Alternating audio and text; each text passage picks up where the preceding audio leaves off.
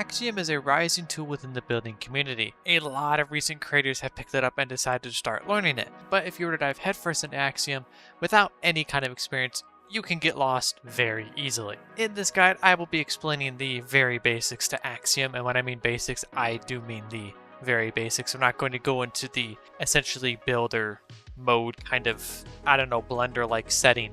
We're instead going to focus on the basic tools that this platform provides. So to start, when you load in, you will now have an extra tool all the way down here on the right side of your hotbar. You can just scroll to it, or you can press 0 to get to it. Now there are 6 items that we can choose, and I will go through each and every single one of these. The first one being the move tool. So as it kind of states, we can take one piece. For example, if we want to select this block to get the entirety of this building, which then we can select another point with the left click. Now this will bring up an entire selection area. You can also middle click to extend the selection without having to replace the original right click. So I can go all the way out here with the middle click, or all the way out here with the middle click, and same thing with over here. After I have everything selected, I can then use the scroll wheel and it will move the selected area out of it. And now we have essentially a crazy shell here. But we are going to cancel that for now and move on to the next tool, with that being the clone tool. Now the selection of course works just like the move tool. So we will go ahead and select the entirety of this area. Make sure that we get everything in. There we go, we have the entirety of the build selected. Now let's scroll wheel this out of here, and then when we right click, it will copy the entirety of the build. This is very useful for copying identical segments. So for example, this house over here is completely symmetrical. So what you can do is just select the entirety of this side of the house and then copy out and over with the clone tool. I should also note that when you are in the clone tool, you can use Ctrl-R to rotate the build or Ctrl-F to flip the build. Next is the stack tool, and this is exactly as it sounds. So again, we select one point, then we select a second point, and then we scroll wheel to stack. So we can stack as many of these as we want. For example, when you look up, it'll send them up. If you look to the right, it will send them to the right. If you look this direction, it will send them back, so on and so forth. So let's copy this over here, confirm, and now we have 4 of these houses, well, half of the houses all copied like this. This is really good for wall segment or repeating segments. And then next we have smear. Now smear is very interesting, and it's not the most useful in my opinion. It's probably the most niche out of these tools, but we can take one of these builds. There we go.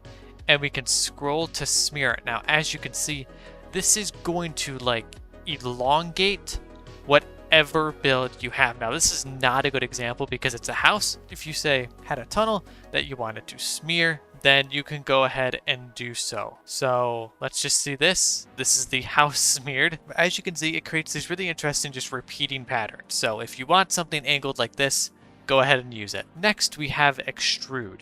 Now this is extremely simple, but down here I can right click to expand the entirety of this. I can do it from any side that I want, and then I can go ahead and shrink any side that I want. It is very important that this works for any connecting blocks. So if you have an area like this, and then for say you have a trim at the top of spruce dark oak logs, it will not extrude the spruce dark oak logs. You'll have to do that separately. Doesn't appear to want to work for me.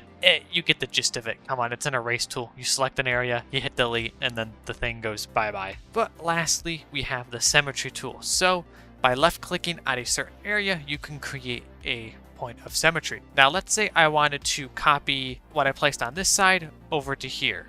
I would press any one of these, Ctrl-F, would copy it like this. Then I would go over here and hit Ctrl-F. So it seems to be directional. And as you can see, it creates essentially a very, very easy way to build on the go while creating specific patterns. Now, of course, we can move this to wherever we want, and you can put this in the center of blocks, on the corners, on the edges. It works just about anywhere. But next, we move on to the big part of the simple tools. So when you hit left alt and hold it, you will have a much larger, essentially inventory selection. So you can select from any one of these hotbars and it'll go to that hotbar. really good for saving blocks for certain builds. Though I personally haven't used it very much. I just kind of keep everything in my inventory. You can of course switch to the game modes here, but on the left we have a lot of other tabs here. So what this first one does is Phantom. Prevents physically triggering any blocks. And it's exactly as seems. So for example, if I put down a pressure plate like this, I will not trigger the pressure plate. This also includes observers, although if another block interacts with those observers, then it will trigger it. This is for the actual player model itself. Next, we have no clip, and this is super useful and I would highly recommend turning it on. I mean, it's basically self-explanatory. You can walk through any block in the entire game. This is super useful for getting weird angles on builds or having to constantly go inside and outside of a building. I keep the setting on all the time. It's super helpful. Past no clip, we have angel placement, which I personally don't use, but as you can see, you can place blocks within an imaginary grid floating in the air. Past that, we have fast place, which also isn't super crazy. You essentially can there's no placement cooldown. It's really good for filling in areas, but you can kind of already do that with other Axiom tools. So past that, we have infinite reach, and as the name suggests, you can place blocks anywhere that you want and break them anywhere you want. Next, we have Tinker, which is extremely useful. So let me pull out a stair here, and essentially what this does is it can update certain blocks. So for example, I can turn this into a corner stair like this, into a stair, into another corner stair like this, or into a slab. Next is the no updates option, and essentially what this does is any block that you place will not update a neighboring block. So for example, let me put down this spruce fence and then a spruce log, and you see the fence will not automatically connect to the spruce log. Next, we have force placed. Now this allows for the placing of any kind of flower, tree, or anything else on any kind of block that wouldn't normally be allowed. So for example, I can place oak saplings on these spruce planks just like this. Next, we have replace mode, and this is very simple. It's basically as it says, when you right click on a block, it will immediately place that with the block in your hand. Really useful for replacing floors, though I haven't used it much, but I am going to use it a little bit more in these coming months. And lastly, we have Bulldozer. Now, I absolutely love this tool, especially if you built a wall and you're like, I don't like this, and it'll be easier to tear it down with Bulldozer than anything else, but it allows for the insta break of any kind of block.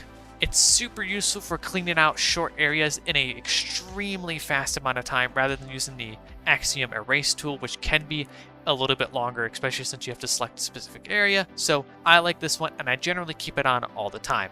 Although be careful when you combine it with infinite reach. You can sometimes mine blocks that you don't want to, like that up there. So just be a little careful with it. And so those are all of the basic tools to Axiom. I will be making a more in-depth guide about all of the other tools of Axiom. Actually, I forgot to mention one thing. This over here, you can increase your fly speed. So say I increase it to like 350%, I now fly significantly faster. But as I was saying, I'm going to create a more in-depth guide to every single tool that Axiom has to offer. But this is basically like the meat and potatoes of it all. This is the very structure of Axiom. But anyways, that is going to do it for this guide. Thank you guys so much for watching, and I will see you all in the next video. Goodbye!